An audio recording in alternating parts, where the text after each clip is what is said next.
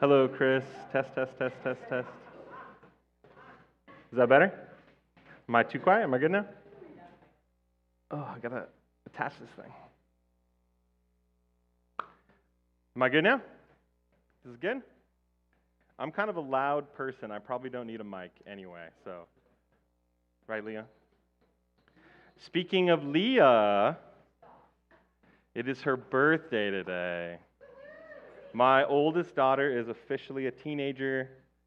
She is the big 1-3. She's also a large child. She's tall. So you guys feel free to sing happy birthday to her, whatever you guys want. Oh, here we go.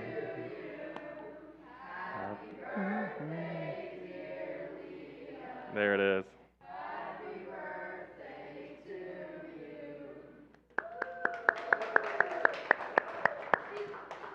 Thank you all for that. I thoroughly enjoyed watching her squirm that whole time.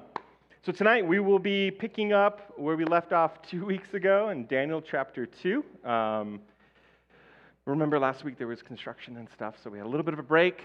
I'm sure you guys have forgotten everything we talked about from 2 weeks ago, but Daniel chapter 2 is what we'll be going into tonight. It's a pretty cool chapter if you ask me. I mean, obviously, I'm the one who picked what I was going to be talking about, so of course, I think it's pretty cool.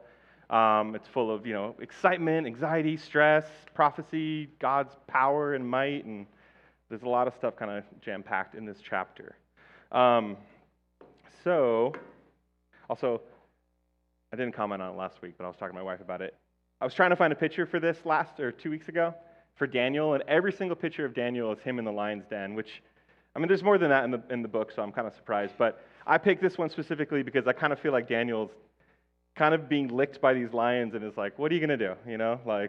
God's just taking care of him. It made me laugh. So I guess let's jump right in.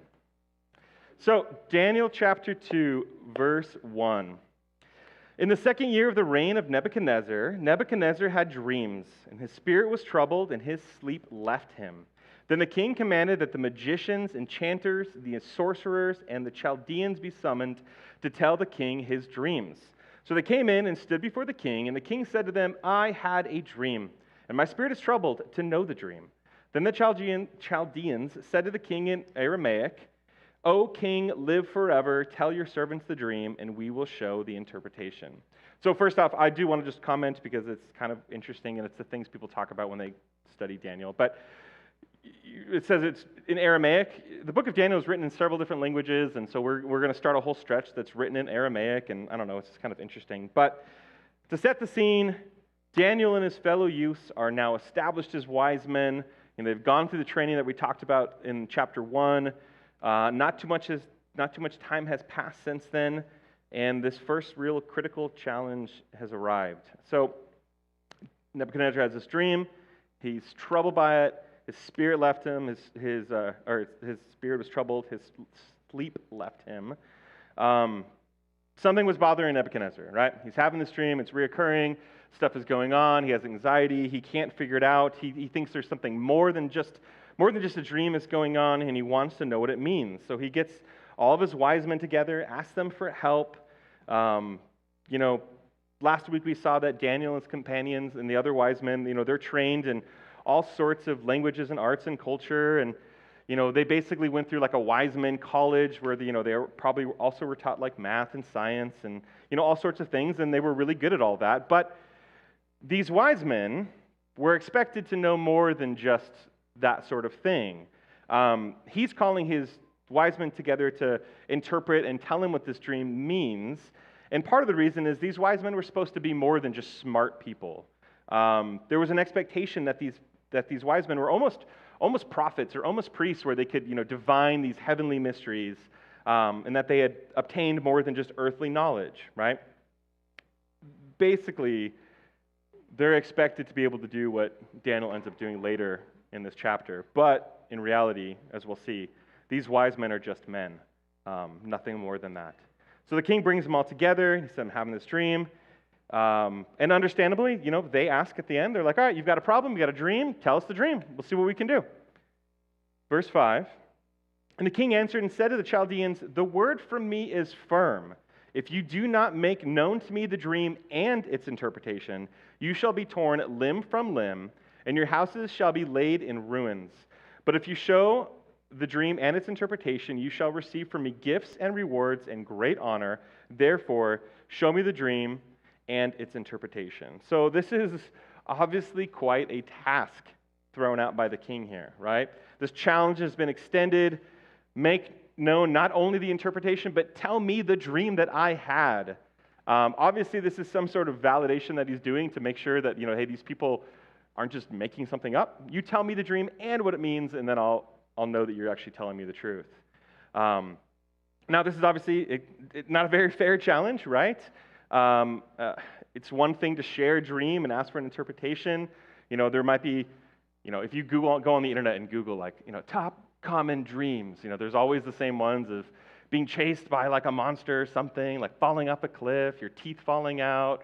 Maybe Nebuchadnezzar, if he was having one of these dreams or he was back in Babylonian high school and late for a class or something, right? They would have been able to give some sort of interpretation.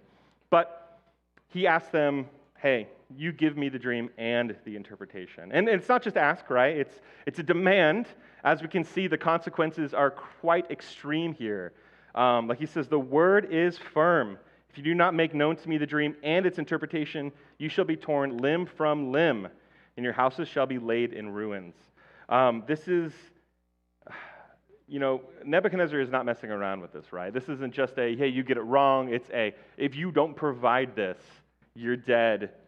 And he's not joking, right? Which I'm sure in Nebuchadnezzar's mind, he thinks he's being reasonable, right? He throws out at the end that if you do a good job, I'll give you rewards and honor, right? That's not too bad. It's balanced. And obviously, I'm being sarcastic. This is pretty extreme to ask this of people. This is a big deal. Verse 7, and they answered a second time and said, let the king tell his servants the dream, and we will show its interpretation. And the king answered and said, I know with certainty that you are trying to gain time, right? He doesn't trust them. Because you see that the word from me is firm. If you do not make the dream known to me, there was but one sentence for you. You have agreed to speak lying and corrupt words before me till the times change. Therefore, tell me the dream, and I shall know that you can show me its interpretation. Once again, he's doubling down. He's not having it. He's not backing down. They're asking for the dream, and he's saying no. Like he repeats, you've agreed to, or I'm repeating it, but you've agreed to speak lying and corrupt words before me. Like I said, there was an expectation with these wise men that they were more than just men, right? There was a kind of tapped into this cosmic, divine, knowledge, and he's like, all right, guys, you guys talk a big game. You say you can do all this stuff. Tell me the dream and the interpretation. And he's seeing that they're just, buying for time, keeping going back and asking for, please tell us the dream, please tell us the dream, and he's sick of it. And so he's taking it personally, right, that they've kind of said that they are something that they're not, and now he's like, all right, do this, or there's going to be some consequences. Verse 10, and the Chaldeans answered the king and said, there is not a man on earth who can meet the king's demand, for no great and powerful king has asked such a thing of any magician or enchanter or Chaldean. The thing that the king asks is difficult, and no one can show it to the king except the gods, whose dwelling is not with flesh. They're starting to panic. They realize that there's, no one's ever asked this before. Like, no great king has ever demanded such a thing, and, only the gods know, and, they're not here, and they know they have no chance with this, right? And one kind of reoccurring theme, or one thing that stuck out to me a lot this chapter, so maybe keep an eye out for it, an ear out for it. We're going to see a big contrast between God and men throughout this whole chapter. How these wise men had anointed themselves as so wise and so capable and all this stuff, and when pressed, they realize they don't actually compare. Verse 12. Because of this, the king was angry and very furious, and commanded that all the wise men of Babylon be destroyed. So the decree went out, and the wise men were about to be killed, and they sought Daniel and his companions to kill them. Nebuchadnezzar doesn't care, right? They're like, no one's ever asked this. And he's like, too bad, I'm asking it anyway. You can tell he was kind of a hothead, right? He was just did what he wanted. He's ticked at these guys, right, that they've been saying that there's something they're not, and he's over it, right? They're just men. They're not gods. They don't have divine wisdom. They are just men. So he sets out this decree to kill all of the wise men. This affects more than the Chaldeans, the people he's been talking to. This also includes Daniel and the other Jewish youths, right, that were taken. So far we don't see Daniel has had no interaction with the king so far. Once again, Daniel's still young. He's probably at the oldest, maybe 19. He's probably just a teenager. Basically a kid. It kind of makes sense that he's not one of the people that's been talking to the king first and foremost with this. I'm sure he goes with his more established wise men first. But nevertheless, Nebuchadnezzar's upset, and he says, you know what, kill them all. And that includes Daniel, which, once again, poor Daniel. He was taken against his will to Babylon, not because of his sin, but because of the sin of others. And now there's a warrant literally out for his arrest to execute him. And once again, nothing to do with him, not his fault. Verse 14. Then Daniel replied with prudence and discretion to Arioch, the captain of the king's guard, who had gone out to kill the wise men of Babylon. And he declared to Arioch, the king's captain, why is the decree of the king so urgent? Then Arioch made the matter known to Daniel. Once again, Daniel didn't really know what was going on. And Daniel went in and requested the king to appoint him a time that he might show the interpretation to the king. So, like I said, Daniel didn't know what was going on, wasn't a part of this, and he asked the king's guard, give me some time. He responds with prudence and discretion like this. Appoint a time and that he might show the interpretation to the king. Pretty smart. It's kind of a Hail Mary, but honestly, what is there to lose? He's going to die if he gets it wrong, and he's going to die if he doesn't say anything. So, let's at least buy some time to seek the Lord and, see what the Lord wants to do. Then Daniel went to his house and made the matter known to Hananiah, Mishael, and Azariah, his companions. And he told them to seek mercy from the God of heaven concerning this mystery, so that Daniel and his companions might not be destroyed, and the rest of the wise men of Babylon. So he gets his, Hebrew, Jewish brethren together, and he's like, guys, we're going to need help. I can imagine being in this position. I'm sure all of you guys, we've all been in situations where we're scared or stressed, right? Situations where there's this deadline coming up, this moment, there's this, something has to happen by a certain point, right? And I'm sure, like me, all of you guys have been in those situations and have been pretty stressed or worried or whatever.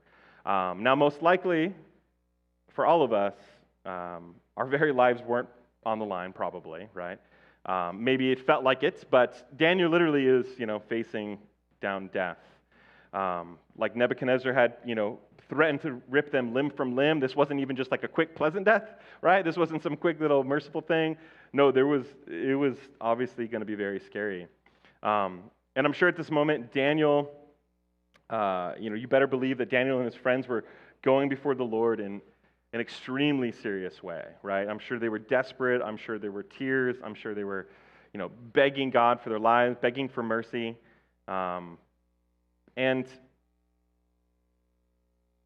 it's interesting that they were looking down at this big, powerful, bad king who had power over their lives, but, they were able to go to the Lord who had even more power and is able to actually do this stuff. It often takes extreme situations like this for us to seek the Lord the way that we really should, right? I know there's, like I said, I've had moments in my life where I've been extremely stressed about things. A lot of times it's been honestly help of others. I've had situations where family members who passed away or who faced pretty serious situations, and I know some of the best praying I've done has been in moments where it's like, Lord, I need you so much right now that you're the only option left.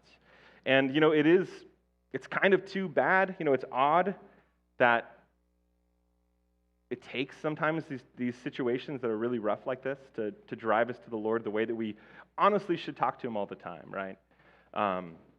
In those moments, we're often like, God, you're the creator of the universe. You've done everything. You're all powerful. For you, this is not a big deal. And I know for myself, I should be praying to God that way all the time and not when it's just like a terrible situation like this. I know for myself when things are good, my prayer life often doesn't stand up to the level of when things are not going so well. If we were smart, we'd be spending more time going before the Lord earnestly, seriously, just all the time, every day, instead of waiting for these terrible moments. And Daniel and his buddies, I'm sure, had no trouble seriously, earnestly going before the Lord. Verse 19, then the mystery was revealed to Daniel in a vision of the night. Then Daniel blessed the God of heaven, and Daniel answered and said, blessed be the name of God forever and ever, to whom belong wisdom and might. He changes times and seasons. He removes kings and sets up kings. He gives wisdom to the wise and knowledge to those who have understanding. He reveals deep and hidden things. He knows what is in the darkness, and the light dwells with him. To you, O God of my fathers, I give thanks and praise, for you have given me wisdom and might, and have now made known to me what we asked of you. For you have made known to us the king's matter. So God comes through, right? We just see that he's praying, like, Lord, give us wisdom, give us mercy, and God reveals, God answers. I'm sure you better believe in this moment there was a great sigh of relief, in that house within Daniel with all of them. When God opened Daniel's mind and revealed to him what the dream was and the interpretation, I'm sure there was one of those moments of thank God. And, just as all of us have had situations, I'm sure, where we're extremely stressed and things are going on, I'm sure all of us have had situations as well where we've seen God come through in a miraculous way like this. And I'll be honest, I love these moments. To me, these are the moments in life that are, kind of foundation building, right? These are the things that I lean upon later. There's been times where I go through a situation and I look back and it's like, all right, God, you took care of me here, you took care of me here, you took care of me here. I believe that you're going to take care of me again, right? And those situations they're so valuable, right? Our faith is built on that foundation of God just, blessing us and showing his power, right? In those moments, like, that veil is revealed a little bit, and we see just, man, for God, this is nothing. So there's a part of me that, I love these things, and there's a part of me that wants more, but there's also a part of me that's like, oh no, a lot of times those are like really stressful situations. So I don't know about you guys, but it kind of intimidates me to be like, Lord, I want more foundational things like this. But at the same time, my flesh is kind of like no, but my spirit says yes. So Daniel's prayer, it's pretty cool. I actually really like what he says here. It's just pure worship and pure praise and pure gratitude, right?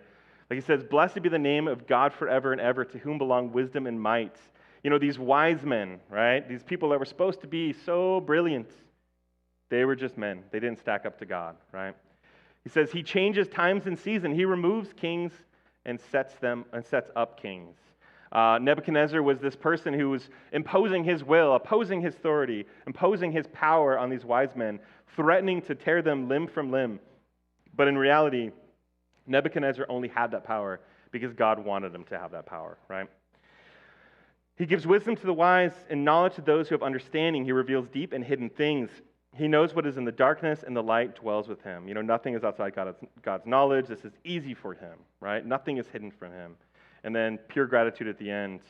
To you, O God of my fathers, I give thanks and praise, for you have given me wisdom and might, and have now made known to me what we asked of you, for you have made known to us the king's matter. So Daniel was not fooled, right? So this whole chapter, like, there really is this contrast of man's pride, man's arrogance, man's quote-unquote power, and just how that pales in comparison to God's power. And part of that as well is that there really should be humility in contrast to God's power, right? Not pride. And we see that modeled the correct way here in Daniel. Daniel is not fooled. He did not trick himself. He does not think, oh, I figured it out. I cracked the code. He knows, like, God, you gave me this, right? And that's awesome. Daniel 24, or 2:24. Therefore, Daniel went to Arioch, whom the king had appointed to destroy the wise men of Babylon. And he went and said thus to him, do not destroy the wise men of Babylon. Bring me before the king, and I will show the king the interpretation. Daniel's like, wait, don't do it. 25. Then Arioch brought in Daniel before the king in haste and said thus to him, I have found among the exiles from Judah a man who will make known to the king the interpretation. And the king declared to Daniel, whose name was Belteshazzar, are you able to make known to me the dream that I have seen and its interpretation? By the way, I just want to say props to Arioch. That's pretty brave of him to go and be like, hey, this guy knows. Like, what if Daniel didn't know? Man, Arioch might be in trouble, right? But I imagine them running in, out of breath, before the king, are like, wait, once again, stop. Daniel stands before the king. We see last chapter in chapter 1 that Daniel stood before the king and helped and did other stuff before, so I'm sure this isn't the first time they met, but there was never been a moment like this before, I'm sure, in Daniel's, career. Daniel's life and the life of all these wise men were at risk. There's a lot riding on this conversation. I'm sure, he's got a pit in his stomach of, let me make sure I just interpret things and don't take them off and everything's okay, right? If you get things right, there's, great riches and rewards, whatever, and I'm sure Daniel doesn't even care about that much right at the moment. But if you get it wrong, there's death ahead for a lot of these people. Verse 27, Daniel answered the king and said, no wise men, enchanters, magicians, or astrologers can show to the king the mystery that the king has asked. I wonder if the king at this moment was like, wait, where are you going with this? But verse 28, but there is a God in heaven who reveals mysteries, and he has made known to King Nebuchadnezzar what will be in the latter days. Your dream and the visions of your head as you lay in bed are these. Daniel makes sure, sorry, my phone, Siri thought I was talking to it. Daniel makes sure that, starting at the right page, starting in humility like he ended his prayer, wants to make it known to the king that, this is not me, right? I have no knowledge of my own. Nobody could do this. This is an impossible task, but there is a God in heaven that can answer your question. And I just love his humility here. It honestly reminds me a lot of, when Peter and John went to pray, when, the guy was asking for money, the lame man, and they say, silver and gold have I none, right? You guys know all that. But it's just awesome that you see Daniel here going like, hey, not me, but this guy, he's the powerful one here, right? Verse 29. To you, O king, as you lay in bed, came thoughts of what would be after this, and he who reveals mysteries made known to you what is to be. But as for me, this mystery has been revealed to me, not because of any wisdom that I have more than all the living, but in order that the interpretation may be known to the king, that you may know the thoughts of your mind. Once again, Daniel, proper humility, knows his place. He knows that he's just a pawn in this whole thing. And we will see in this chapter, coming up, that this whole dream, the thing that it's going to be talking about, really is talking about God's sovereign plan for mankind, right? This is big picture, high level. God is in control of kings, topples nations. We see that God has his hand in all of this. And so Daniel knows his place of, hey, I'm just the messenger. You're the powerful king guy right now, and he's the powerful God that made you king. I'm just going to relay everything to you. Like I said, this was a kind of bigger thing than just to do with them. Now, I want to point out too real quick that Nebuchadnezzar was an extremely powerful king. He had built and conquered so much so quickly. I'm sure he was beginning to wonder, what's going to happen after me? Ecclesiastes, here's a good example. Same thing, Solomon wondered the same thing. Ecclesiastes 2:18-19. I hated all my toil in which I toil under the sun, seeing that I must leave it to the man who will come after me. And who knows whether he will be wise or a fool, right? Same kind of mindset that Solomon had, I think Nebuchadnezzar had here, where he had done so much, worked so hard, conquered so much, and he wondered about his legacy. When I die someday, what is going to happen? What's going to come after me? Worried about those things. And in that context, he has this dream. So let's get to the dream. I stole this picture from the internet, shamelessly, just throwing it out there. Did not make that. But, verse 31. You saw, O king, and behold, a great image. This image, or statue, mighty and of exceeding brightness, stood before you, and its appearance was frightening.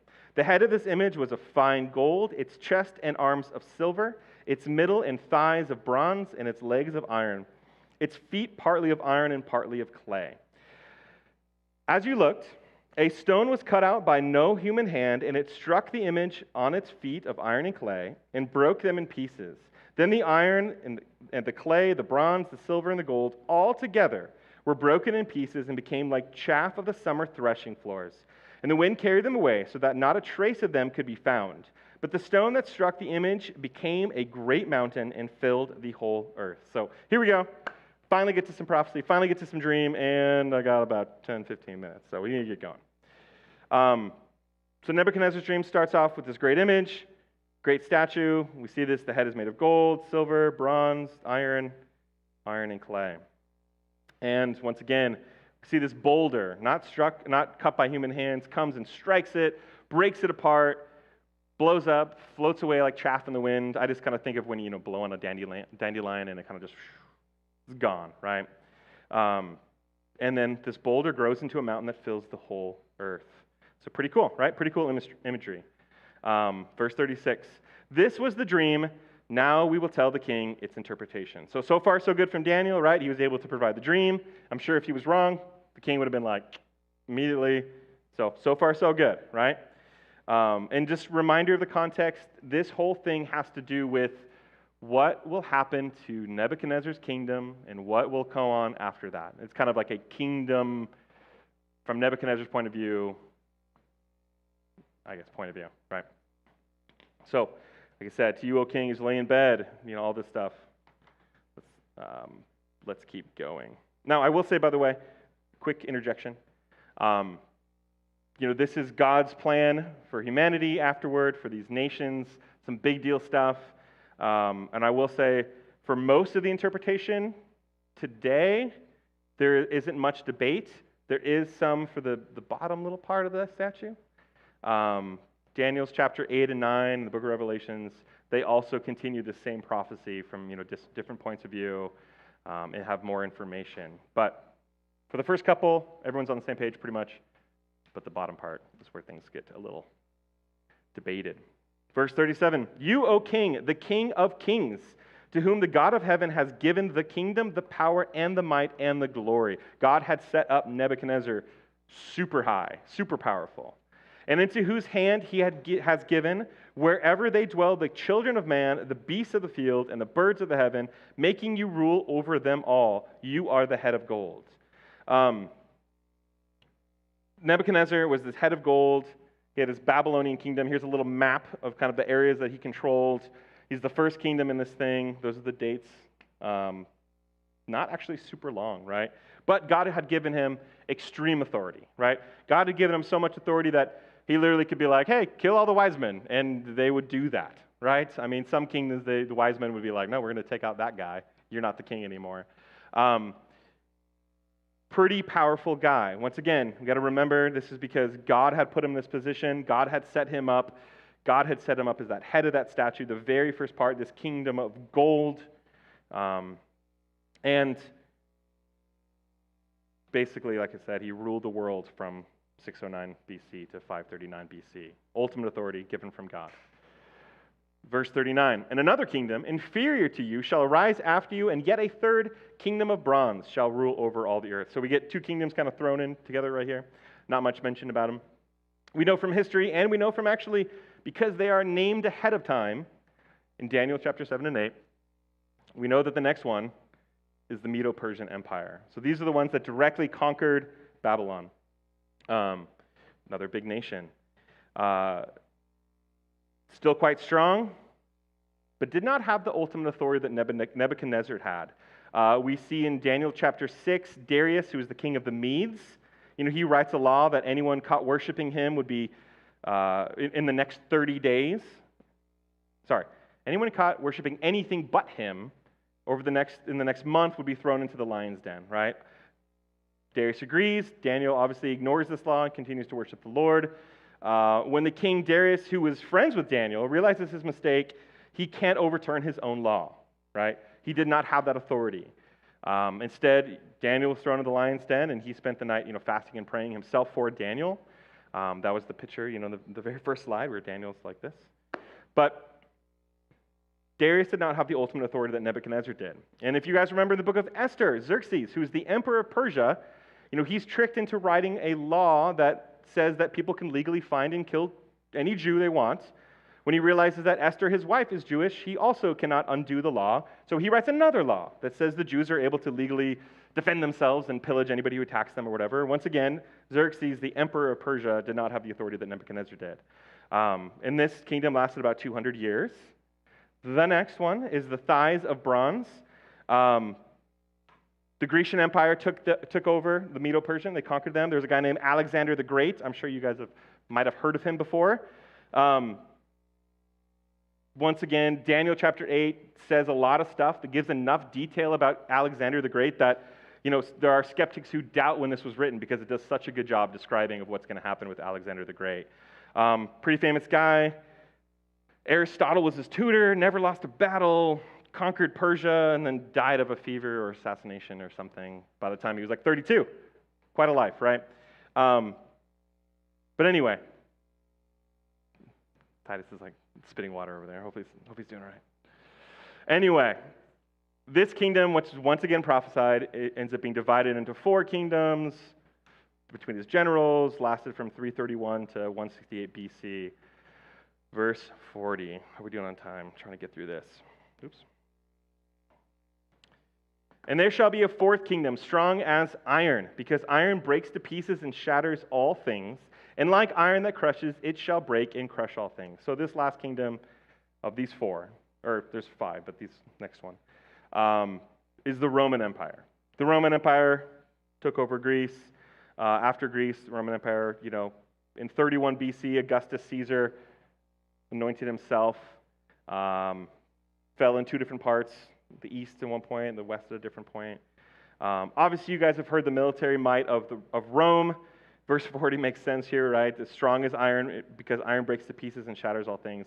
They too conquered and controlled much and settled much. But basically, these 4 kingdoms, big picture, why this matters, what we're talking about. These 4 kingdoms that we've spoken about are some of the biggest and strongest empires that have ever existed. There's a direct connection with each of them, Babylon to Medo-Persia, to the Grecian Empire, to the Roman Empire. But after Rome, there has not been a world-dominating empire. There has not been one. They were not conquered by one like that. Like I said, it fell in 2 different parts. Some German chieftain took over part of it in 476. The Ottoman Empire, which still did not dominate the same way, took over the rest of it in 1453. But there's still more to this statute that we haven't talked about, right? Like I said, these first 4, there's not much debate. Pretty much everybody agrees on this. But this last portion is where the debate takes place.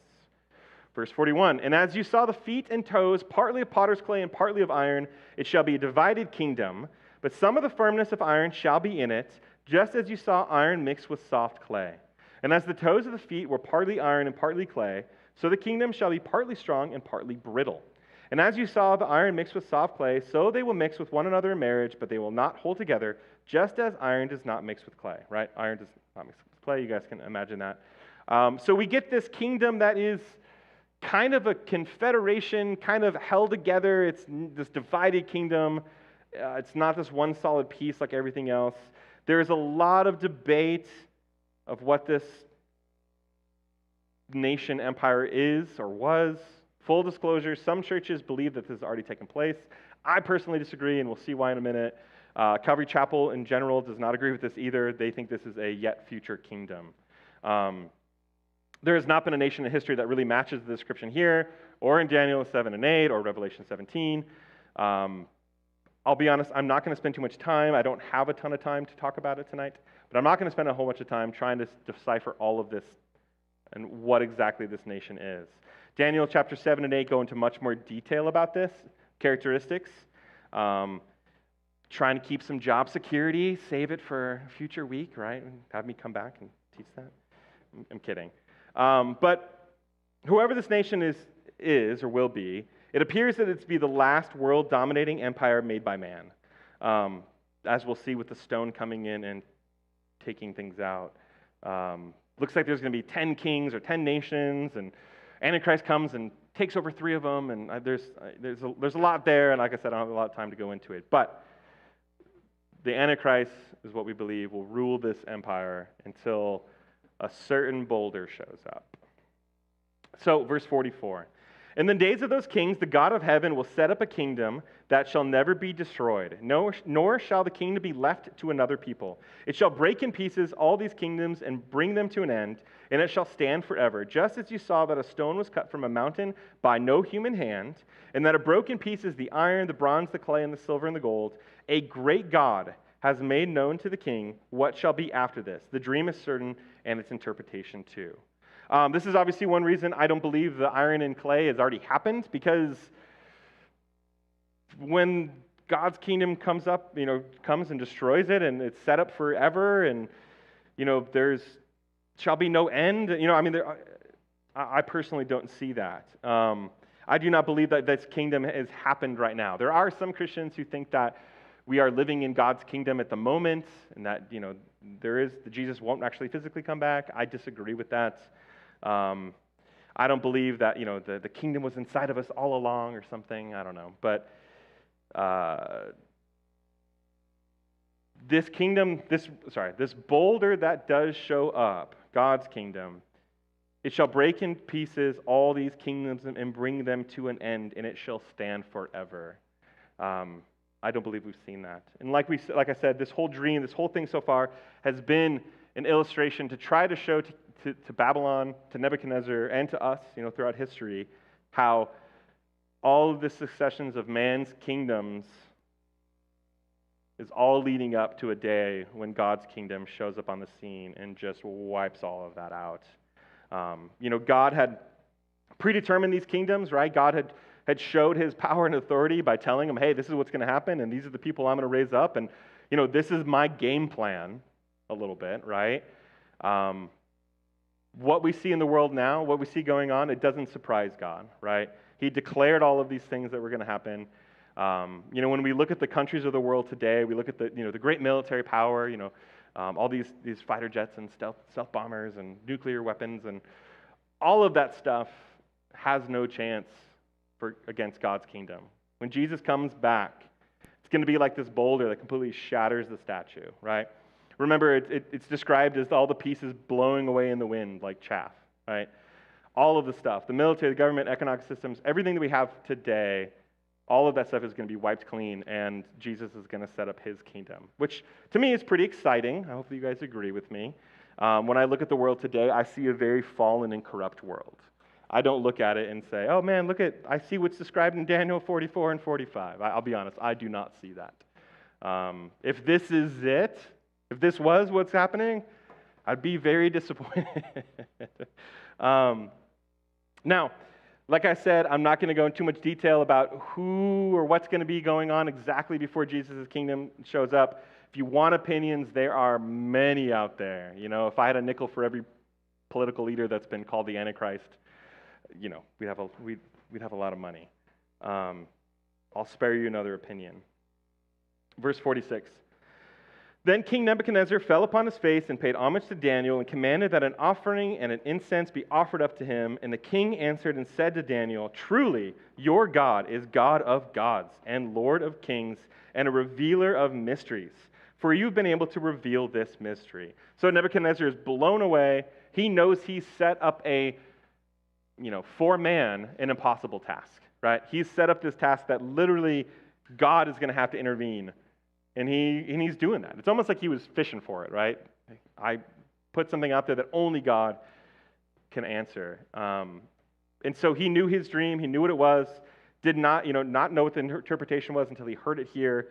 And he's blown away, right? And he responds accordingly. Now, just a spoiler, Nebuchadnezzar doesn't get saved right here or something, doesn't become Jewish or whatever. We're going to see next chapter that he actually kind of goes the opposite direction and rebels against this. But at this moment, he knows that only the God of gods, the Lord of kings, the revealer of, whatever he said, mysteries, was able to do this. Verse 48, then the king gave Daniel high honors and many gifts and made him ruler over the whole province of Babylon and chief prefect over all the wise men of Babylon. And Daniel made a request to the king and appointed Shadrach, Meshach, and Abednego over the affairs of the province of Babylon. But Daniel remained at the king's court. Now, this is interesting for next chapter a little bit, but Shadrach, Meshach, and Abednego are in charge of the province of Babylon while he stays in the king's court. Now, it kind of makes sense later with what we see in next chapter. But king holds up his end of the bargain. He's like, if you guys did this, I'll hook you up. He obviously does that here. Daniel becomes a ruler in charge of the other wise men, uses his power to help appoint the other wise, youths that were with him, put good people in good positions. Now, big picture, I just want to kind of recap of what we saw in this chapter. Daniel obviously finds himself between a rock and a hard place. This literally impossible task is placed before him, and the consequences are a terrible death, right? But as powerful and threatening and scary that is, he obviously had a great and powerful God on his side, right? The creator of the universe. And this is one of the things that, we've got degrees of power here, right? We've got wise men who are smarter than normal men, and we've got kings who are more powerful than anybody else. But at the top of that whole spectrum is the God who sent his son to die on the cross for us. And if he's willing to do that for us, what else is there? And if that God is for us, who can be against us? And it's one of those things that we really, really need to remember who God is, because it does, it does change how we behave, right? It changes what we do. We need to realize who we're dealing with. And when God asks us to do something, remember who this God is, right? I know sometimes there's such a contrast, because don't get me wrong, I love thinking of God as my, Abba Father, my spirit dad, whatever. I love that relationship. I love that bond. I love that closeness that, I can be vulnerable to him. I can go and tell him my fears and my concerns, and I know that he cares enough to literally die for me, and I love that tenderness.